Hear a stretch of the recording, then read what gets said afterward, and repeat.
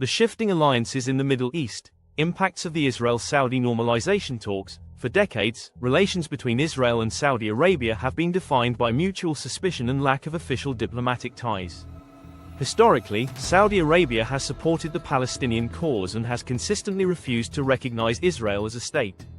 But that's all changing. Talks of normalization between these two influential countries have been growing louder, following in the footsteps of the Abraham Accords, which saw Israel normalize relations with several Arab nations, including the United Arab Emirates, Bahrain, and Morocco. To give some context, let's look at the events leading up to these talks. Starting with the Abraham Accords in 2020, these landmark agreements opened the door for Israel to build diplomatic relations with Arab nations. Saudi Arabia, however, held back, citing its commitment to the Palestinian cause as a reason for withholding recognition. But under the surface, quiet cooperation, especially in security and intelligence, had already begun, one of the key drivers for these talks. The regional threat posed by Iran. Saudi Arabia and Israel find themselves on the same side of the issue when it comes to Iran's growing influence in the region and its nuclear ambitions. Both nations see Tehran as a threat, and they're looking to counterbalance its influence by building a united front. This has opened the door for Saudi Arabia to reconsider its position on Israel. Let's take a closer look at what each side stands to gain from normalization. First, Israel.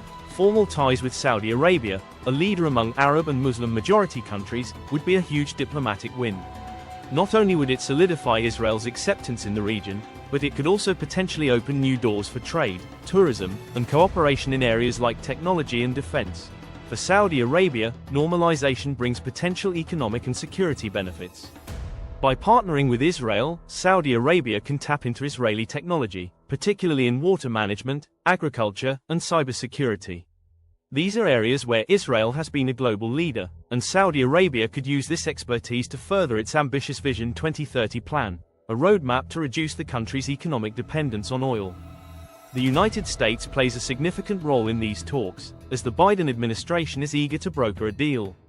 Why? Washington sees an Israel-Saudi alliance as a way to stabilize the Middle East and create a regional bloc to counterbalance Iran and potentially limit China's influence in the area. However, the US involvement comes with challenges, including concessions that might be needed to keep both Israel and Saudi Arabia satisfied, as well as the potential backlash from other regional powers. But there's another critical player to consider: the Palestinians. Saudi Arabia has long stated that it would not normalize ties with Israel without a solution to the Palestinian issue. Yet, recent reports suggest that Saudi Arabia might be willing to engage with Israel while working on parallel support for Palestinian statehood. This balancing act will be challenging, especially with Palestinian leaders and their supporters across the region keeping a close watch on how these talks unfold. The world is watching these talks closely, and reactions have been mixed. Iran has condemned the discussions, viewing them as a direct threat. Turkey, traditionally a supporter of the Palestinian cause, has also expressed concerns. Meanwhile, nations like the UAE and Bahrain, which have already normalized ties with Israel, welcome the possibility of Saudi Arabia joining the fold, as it could mean stronger, coordinated economic and security policies in the Gulf. Now, let's talk about the potential impacts on the Middle East and beyond. A Saudi-Israel alliance could signify a new era in the region.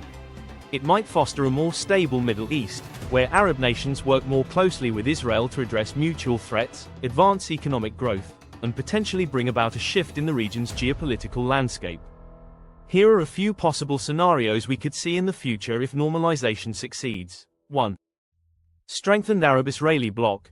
We could see a powerful alliance in the Middle East, with Israel and Saudi Arabia leading joint initiatives in defense, technology, and regional security. 2. Pressure on Iran. A Saudi-Israel alliance would likely increase pressure on Iran, potentially encouraging it to renegotiate nuclear policies and possibly curtail its regional ambitions. 3.